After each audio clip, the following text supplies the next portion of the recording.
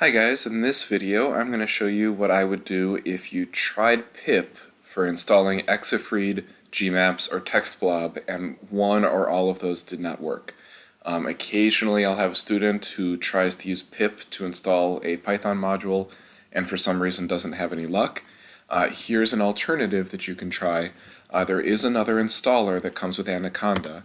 What you would do is if you have Windows 10 you would go to your search bar, you would type Anaconda, and you'll notice at the top right here I have Anaconda prompt.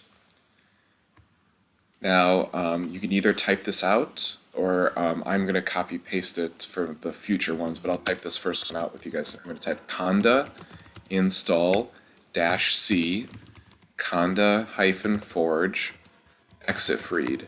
This is just an alternative to pip. It's an installer the same way the pip is an installer. It's going to download this package. It's going to install it, and at the end I'm going to have the module exifread available. Now this one, I do have to say yes to proceed, so I type a letter Y and I press enter, and then I let the installer do its work, and we're all set. Now I'm going to go ahead here and do the same thing for Gmaps. I'm going to copy this command. It's the same command, just with the word Gmaps there, and then if I right click it'll paste. I'm going to press enter. And then I'm going to get the same prompt where it's going to ask me yes or no. You can see it's doing some downloading. It's kind of cool to watch. And actually, I guess this time it just proceeded yes, probably because I just did a previous one where I said yes. And then finally, TextBlob is the last one. Let me show you guys a trick. I'm going to press the up arrow. I'm going to get the previous command that I put in. I'm going to backspace to get rid of Gmaps. I'm going to type in TextBlob. I'm going to press enter,